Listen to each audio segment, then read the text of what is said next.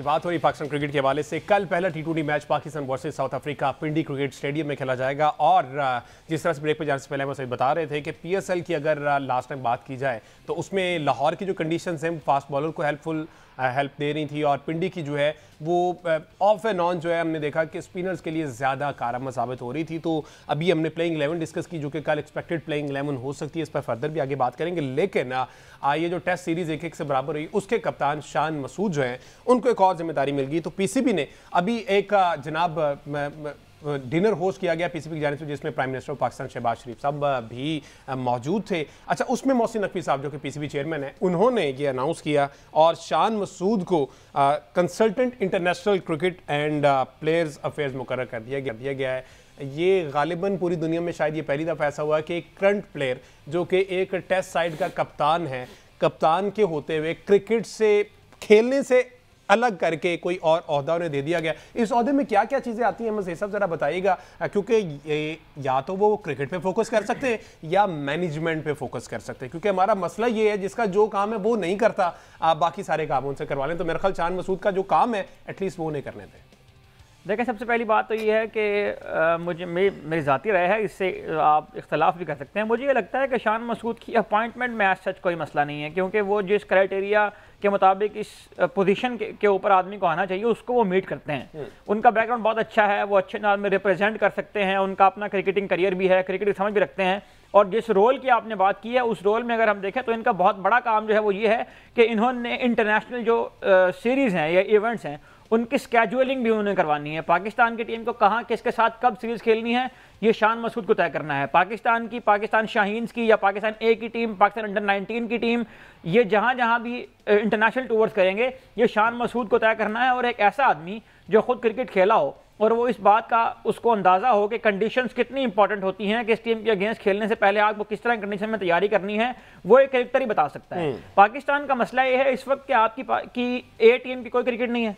Under 19 team आपकी साल में सिर्फ 1 महीना क्रिकेट खेलती है, उसके 30 दिन होते हैं प्लेइंग डेज जो है टोटल। तो जो इंटरनेशनल स्केड्यूलिंग का जो मसला है ना, वो इस वजह से हल नहीं हो रहा था कि जो लोग ऊपर बैठे हुए थे उन्हें अंदाजा ही नहीं था कि ये स्केड्यूल कैसे बनाए जाते हैं।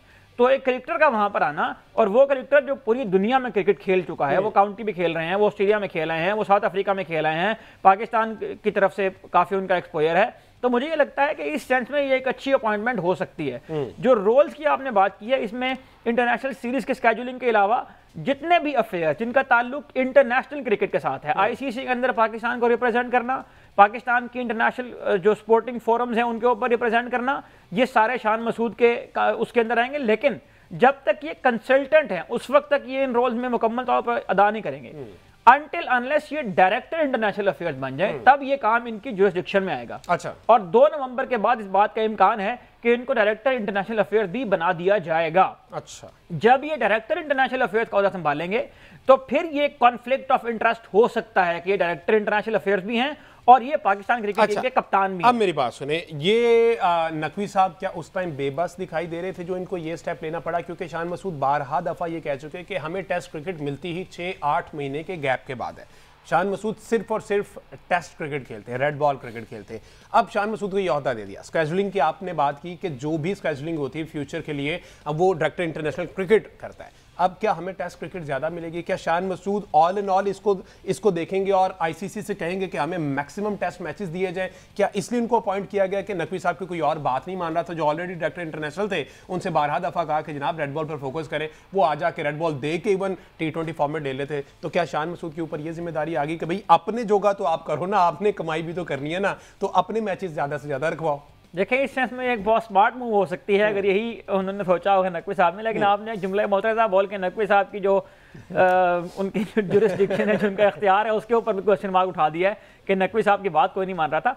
मेरा ख्याल है ऐसा कोई मामला नहीं है। नकवी साहब पूरे मुल्क के अफेयर्स जो है वो चला रहे हैं और उनकी बात पाकिस्तान में क्या, उनकी बात तो बहुत जगहों पर लोग मानने पर मजबूर हो रहे हैं। बिल्कुल। तो मैं आपको यही बात कह रहा हूँ कि इस सेंस में ये एक अच्छी अपॉइंटमेंट हो सकती है कि शान मसूद, बिल्कुल आपने ठीक पॉइंट आउट कर दिया कि अगर उनको ये गिला था कि पाकिस्तान को टेस्ट क्रिकेट कम मिलती है तो भाई अब आपके पास मौका है, अब आप रखवा लें।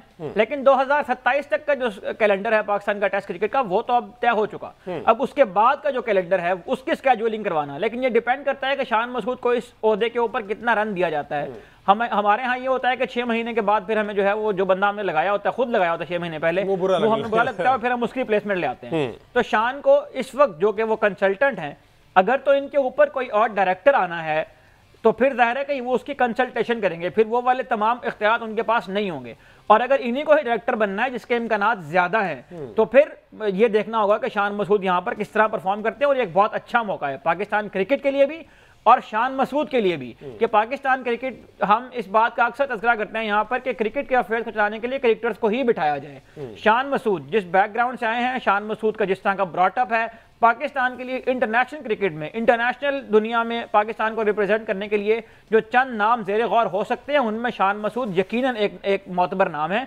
उनका काम है कि उन्हें लाइसेंस बनाना है मुख्तलिफ बोर्ड के साथ, इंटरनेशनल दुनिया के अंदर पाकिस्तान क्रिकेट के इमेज को बेहतर बनाना, अपनी जो राइट्स हैं उनको अचीव करना, ICC के ऑफिस के अंदर जाकर वहां पर रिप्रेजेंट करना।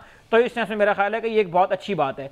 एक बात मैं इसमें ऐड कर दूं कि जो इंटरनेशनल प्लेयर्स के लीग्स के NOCs होते हैं, अगर director international affairs Shan Masood बनते हैं तो फिर शान मसूद के अंडर ये वाला काम भी होगा कि उन्हें NOCs जारी करने होंगे प्लेयर्स को। यहां पर डायरेक्ट कॉन्फ्लिक्ट ऑफ इंटरेस्ट यकीनन आएगा कि वो सेंट्रल कॉन्ट्रैक्ट में होते हुए वो प्लेयर्स को जो है वो NOCs भी जारी कर रहे हैं। और एक बात और याद रखें कि शान मसूद सबसे लोएस्ट कैटेगरी में है सेंट्रल कॉन्ट्रैक्ट की। कहां पे कैटेगराइज करेंगे? तो PCB के जो मयारात है ना, उनके ऊपर यहां भी सवाल उठता है कि आपने उस आदमी को जिसको आपने D कैटेगरी में रखा हुआ है, उसको आपने उठा के डायरेक्टर इंटरनेशनल अफेयर्स रख दिया। अब आप कैटेगरी डिसाइड करें। कैटेगरी इनकी B में इंप्रूव हो गई थी, लेकिन जो ओरिजिनली PCB ने कैटेगरी इनकी रखी थी वो कैटेगरी D थी। तो मुझे एक तो ये बताएं कि ये कौन लोग हैं जो इस तरह काम करते हैं, जिनको इतनी सेंस नहीं है कि आपने रेड बॉल क्रिकेट का जो कप्तान है उसको लोएस्ट कैटेगरी दी हुई है, और अब आपको जो है वो एक और ओहदे के ऊपर उस बंदे को लगाना पड़ा है। तो मेरा ख्याल है कि ये बहुत सोचने और समझने वाली बातें हैं कि PCB लोगों को जो ग्रूम करता है, न सिर्फ प्लेयर के तौर पर बल्कि मैनेजरियल रोल के ऊपर भी, तो ये इदारे की साख के ऊपर सवाल उठाता है। इदारे की साख इन चीज़ों से लोगों के सामने आती है। और आज आपके जो कोच साहब हैं वाइट बॉल के, मुझे चूंकि साख के ऊपर बात आ गई है, माइक हेसन ने आज प्रेशर के अंदर ऑन रिकॉर्ड ऑन कैमरा ये बात कही जब इंटरनेशनल मीडिया सुन रहा था। उन्होंने कहा कि हमने सुफियान मुकीम को टीम से ड्रॉप किया और सुफियान को हमने कुछ रोल्स देकर कहा कि आप डोमेस्टिक में जाएं और अपनी इन गलतियों के ऊपर काम करें। लेकिन वो बच्चा जब डोमेस्टिक में जाता है तो वो अपने रीजन की टीम में मैच ही नहीं खेल पाता।